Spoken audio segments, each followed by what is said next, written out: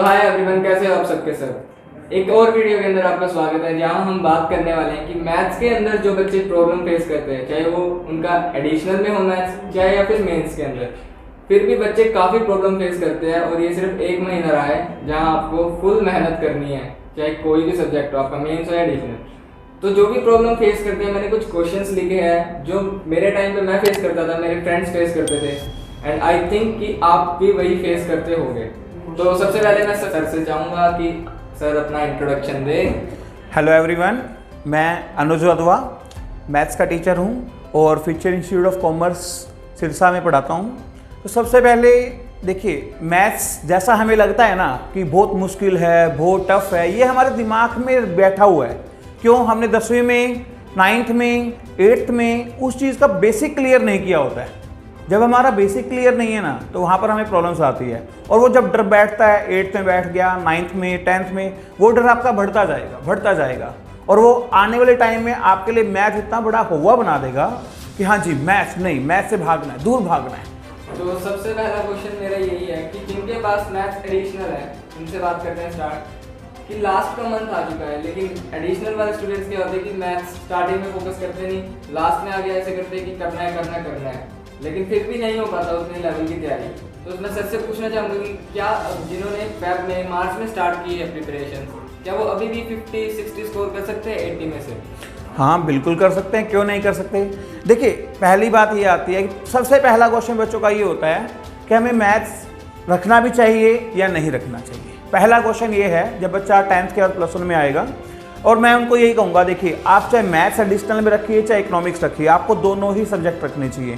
मैं ये नहीं कहूँगा कि मैं मैथ पढ़ाता हूँ तो आप मैथ को रखें, नहीं, मैं ये नहीं कह रहा हूँ। अगर आपका मैथ में ज़्यादा इंटरेस्ट है तो आप उसको मेन में रखिए और इकोनॉमिक्स को एडिशनल में रखना ही रखना है। आपने छोड़ना नहीं है कोई भी सब्जेक्ट। हम क्या सोचते हैं, बच्चा क्या सोचते हैं, सर मुझे पासिंग मार्क्स दिलवा दो। आप ये मत सोचिए, आप ये सोच के जाइए कि आप जो मैथ्स कर रहे हैं ना, आप इस +1 +2 के लिए नहीं कर रहे हैं, आप आने वाले टाइम के लिए कर रहे हैं। लेकिन हमने सिर्फ ये सोच रखा है, सर हमारे से ना हुआ तो ऐसा। देखिए, कोई भी चीज़ नहीं है ऐसे, तो आपसे अकाउंट्स भी नहीं होगा, बिजनेस स्टडी भी नहीं होगा।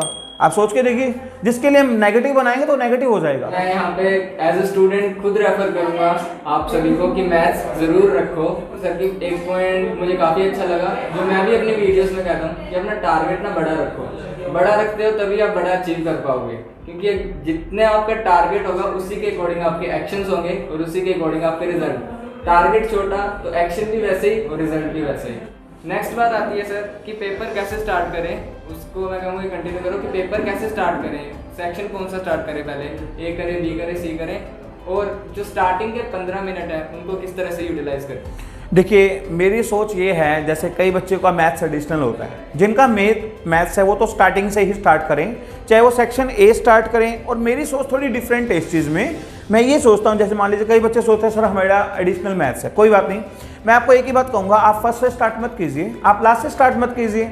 जो सेक्शन आपको अच्छे से आता है, पहले अपने 15 मिनट में ये चेक करना है कि मैं सेक्शन ए अच्छे से कर पाऊंगा, बी कर पाऊंगा, सी कर पाऊंगा, डी कर पाऊंगा या ई कर पाऊंगा।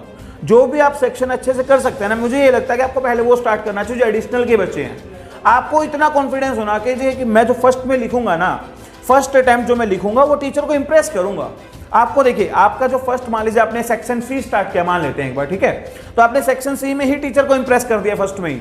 उसके माइंड में एक आपने अच्छी इमेज बना दी है कि मुझे कुछ आता है। जब हम पेपर खुद चेक करते हैं तो हम पहले बच्चे का फर्स्ट पेज ही तो देखते हैं क्या लिखता है। आप पहला पेज शुरू करेंगे, आपको नहीं आता, आप घबराहट होगी, आप कांटा लगा देंगे, वो आपका नेगेटिव इंपैक्ट जा रहा है। आप कोई भी सेक्शन स्टार्ट करो मैथ्स का, कोई प्रॉब्लम नहीं है, लेकिन करना अच्छे से है। जो आपको आता हो ना, मुझे लगता है पहले आपको वो करना चाहिए। और जो स्टार्टिंग के 15 मिनट से आपको उसको अच्छे से सोचना है कि मैं कौन सा सेक्शन स्टार्ट करूंगा, उस पर पेपर पूरा फोकस कीजिए मैथ्स वाले पे, मुझे ऐसा लगता है।